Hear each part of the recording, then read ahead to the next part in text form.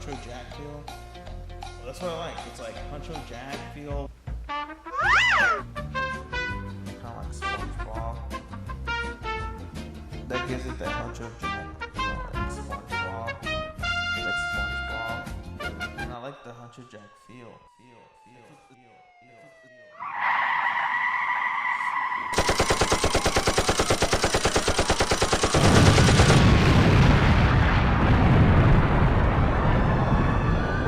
The hour has arrived. What's up, man? Welcome to the show. What's it? Yo, what's up? Hello, hola, aloha. We are Bananaz for Albumz. You know what time it is. You know what it is. I'm Dr. Fireball. And I'm Rapxilla, the motherfucker. And we're your co-hosts today.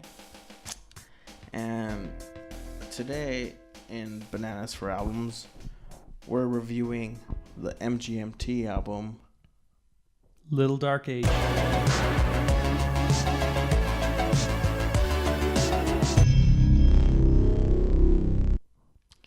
and for this album, we have quite the surprise for you, actually. But we'll keep it under wraps. No spoilers. A little background about MGMT. They kind of made their first splash back in 2008 with their debut album, Oracular Spectacular, which featured 3 really big songs. This new album is like way different. The first song on the album is She Works Out Too Much, which I thought actually it was a very fun song, and although it had some kind of goofy lyrics, I liked how it was like a subversion of the like breakup song. Like instead of like, oh, we broke up because she met another man, it's like we broke up because of something so trivial. I like the duo. It's like a guy and a girl singing, and the girl, she's like, didn't work out enough or something. Yeah, the only reason. I mean, it's kind of got like a happy vibe, even though it's a breakup song. This is like one of the happier sounding breakup songs. Yeah, it kind of has like I described it to you as like a Gorillaz plastic beach feel, British electro pop kind of. It was punchy, poppy, bright, goofy. I just thought the vocals were weak. The song? Yeah. Well, yeah. They're okay. We're gonna talk about vocals because they're kind of like the weak point of the album. This song, I didn't really hate the vocals. It wasn't bad, but it just like it could have been done better, I feel. I felt like it was more 80s style. Had that 80s Talking Heads feel. This is one of the high points of the album, in my opinion, and I like the keyboards a lot. And I think it has a very catchy chorus. And personally, I think this song is a contender for the MVP track, in my opinion. As far as that goes, it didn't let you take the song seriously. Which obviously the song isn't meant to be taken seriously. It's very like jokey, like, oh, we broke up, and it's about something goofy, like working out. I thought the female vocals added another element to it, so that kind of made it better, I think. Yeah, I like the duet aspect of it. It was an alright song. It wasn't bad, but it wasn't great either. So the next song after that is actually one of my favorites, and it's Little Dark Age, which is the title track of the album. Yeah, that song goes hard as balls. I like the dark pulsating beats. It kind of feels like it's an 80s cop movie. You know what I'm saying?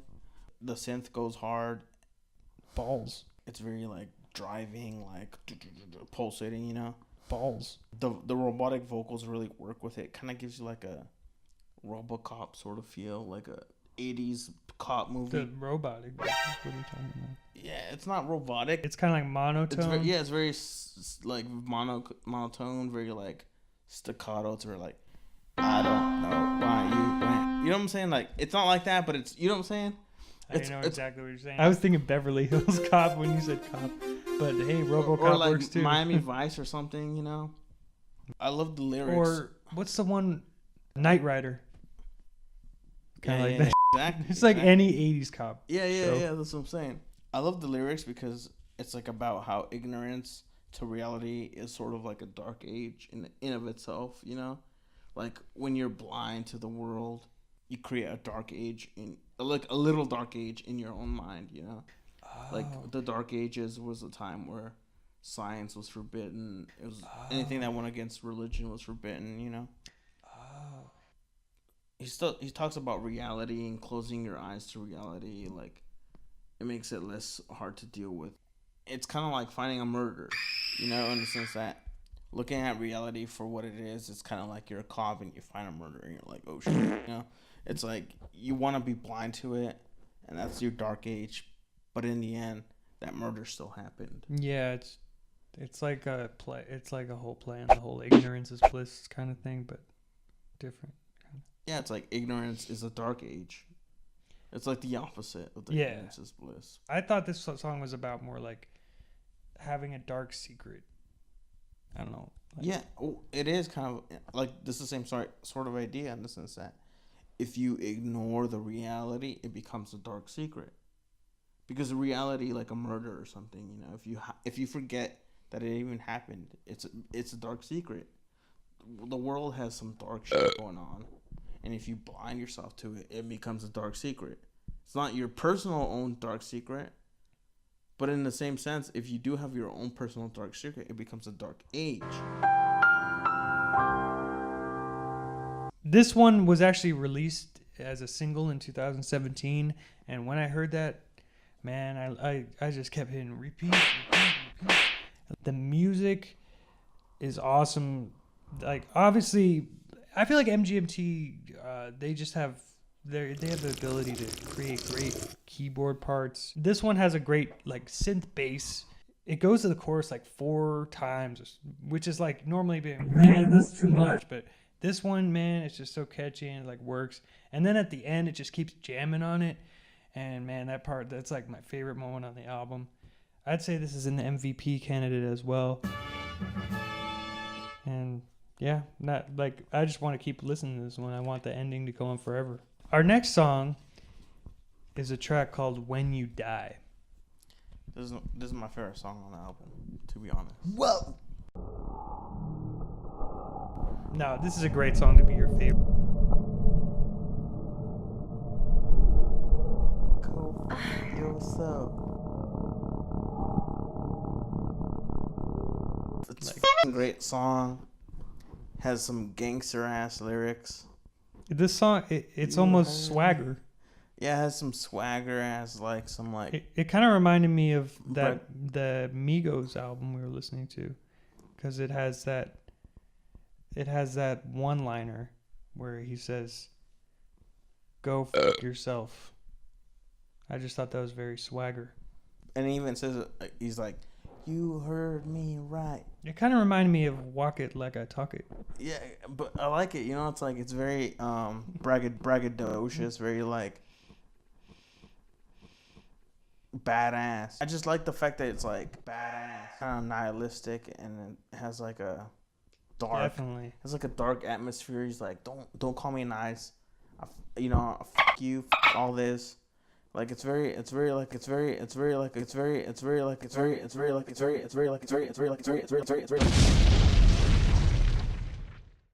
is that very cool like bridge with like the guitar like the I said it sounds like Chinese, but it's like bluesy, you know?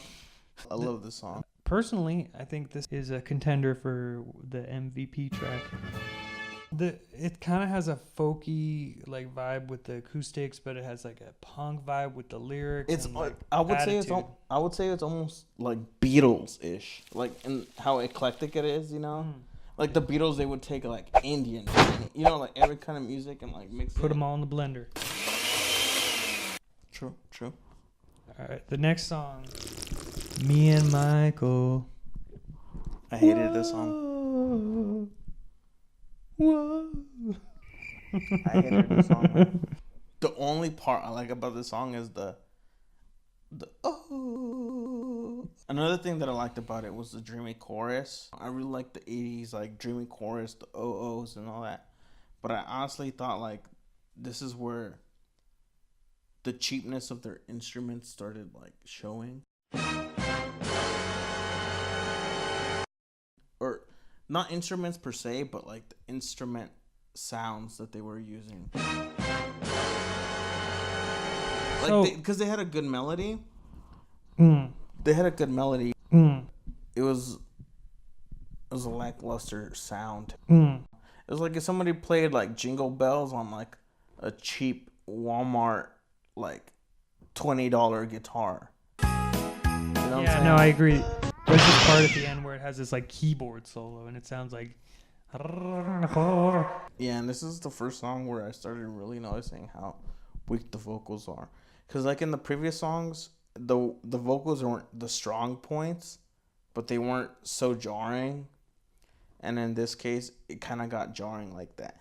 Me and Micah. It's like I like the dreaminess of the chorus, but I don't like the delivery of it. You know? Actually, and just overall, the vocals were kind of subpar in this song, in my opinion. I like the chorus. I don't have a problem with the delivery, and the verses are they're pretty tedious. Just like they're just so like. This song reminds me of The Land Before Time, that like that movie's about the dinosaurs for some reason. Just it has a good message. It's like nothing's better than me and Michael. It's just like, all right, whatever. Like, I don't know. Like they could have made it a little bit more personal, more cryptic, you know, easier to decipher and like a little bit more deeper, you know. It just felt like, oh, we're making it about our homie, therefore it's good. It's like, yeah, maybe to your homie, but did you ask anyone else? I like the chorus, but that's all I gotta say. I like the chorus. It's actually too. stuck in my head now. I like the chorus, like the dreaminess of it. But even I didn't like the singing. They should have gotten a better singer, to be honest. Like, take some notes from the rappers. They hire other people. Should have hired The Weeknd. The next song is T-Slamp. Well, what did you think on your initial listen? Oh, T-Slamp, I thought it was whack.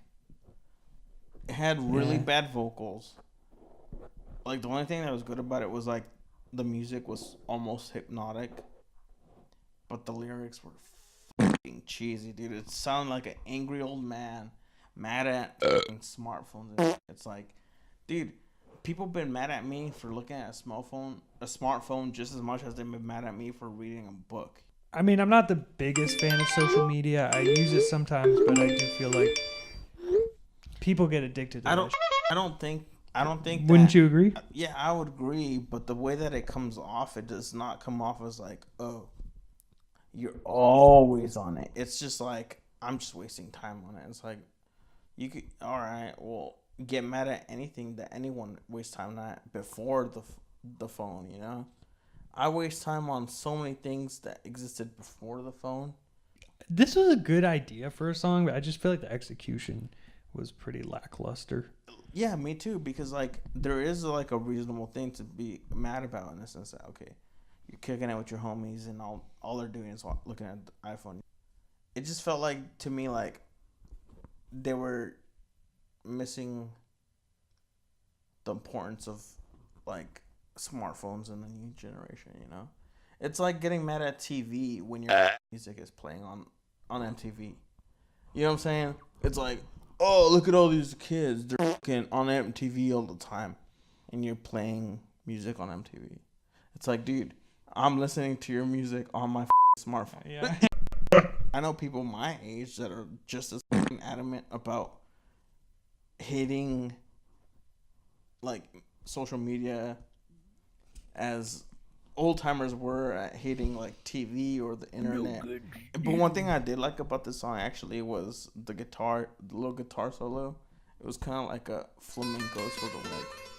That was very cool. I wonder who played that on the album. Like, they're very talented. And this is another thing that I'm gonna mention about this album overall is that the guitar was cool, But other instruments in this song sounded really cheap. I like the bass. It has a cool bass line. It's my least favorite for sure. Yeah, dude, okay, I'm not gonna lie. I kind of didn't. You kind of made me dislike it. Like, I don't know. You know what I mean? Like, Because I've pointed out real yeah. shit about it, you know? Like, I'm not trying to be a hater. No. Like, as I really, really tried to like this album, and I heard that song so many times, and over, I just realized, like, okay, this is one of their weakest songs. That's just my opinion. You know, take it or leave it. Like, some people like ginger snaps, some people like chocolate chip cookies. That's all. And I don't like the way they made. But it's interesting how you like influenced me to like, you opened my eyes about it, which is great because I had my blinders on. Yeah, and you made me really appreciate some of the songs on here too. So. Oh, cool. Likewise. Well, I'd love to hear about which ones. I didn't write any of the notes, but I like the first song you may really like.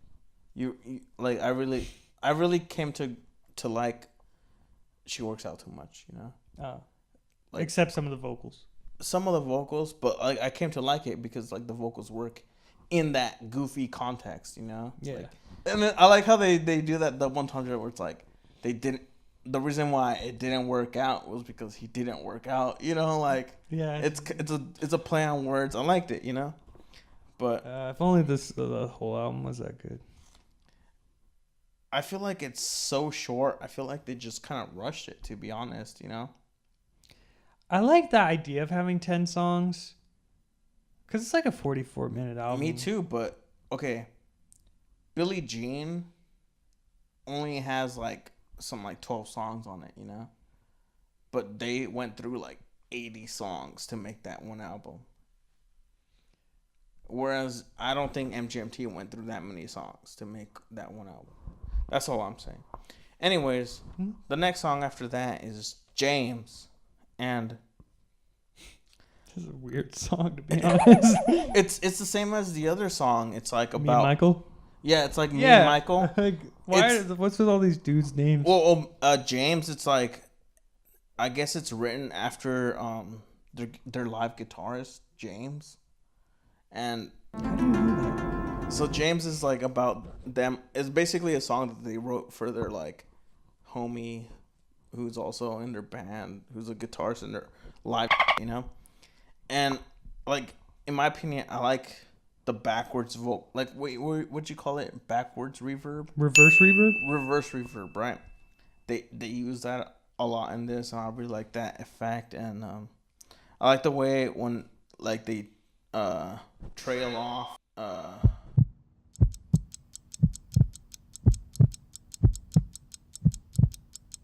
I like the. And have the like xylophone, like, you know, like it's a very short like instance that they use the xylophone. The vocals aren't bad, but they're not great, you know.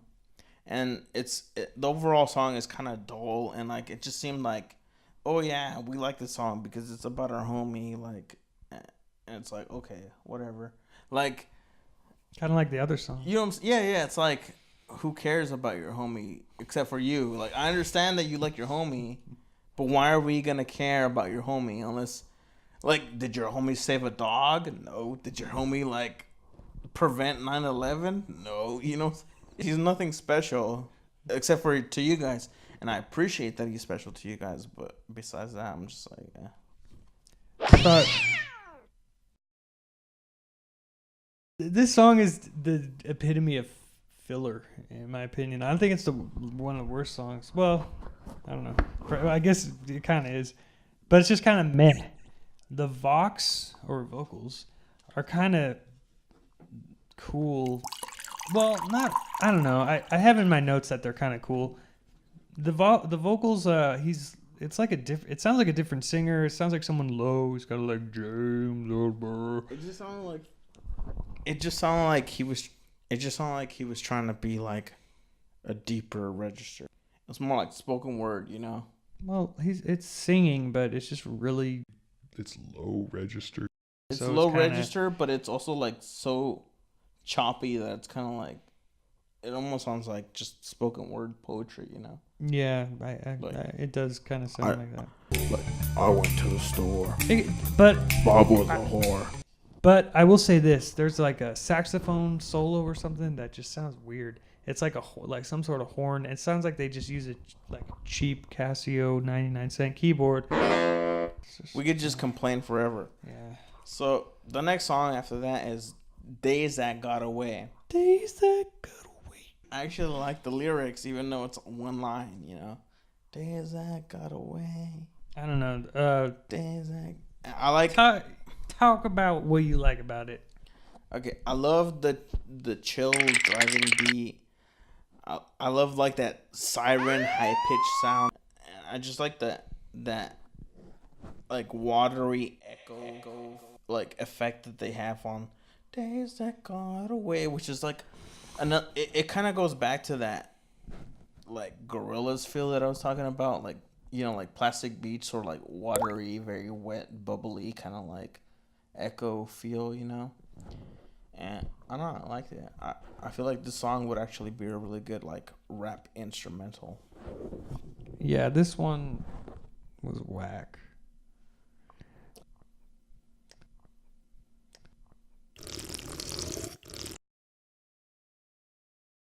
It's pretty much just like instrumental, and I just thought it was way too repetitive and generic. I kind of enjoyed the one keyboard melody that would like come back up. That it's like they got too stoned when they made it or something. And I think it's like very stony, and it's kind of, well, you could probably, you know, listen to it when you're stoned and find it more enjoyable because, like, I don't know. I just thought it's just like a filler.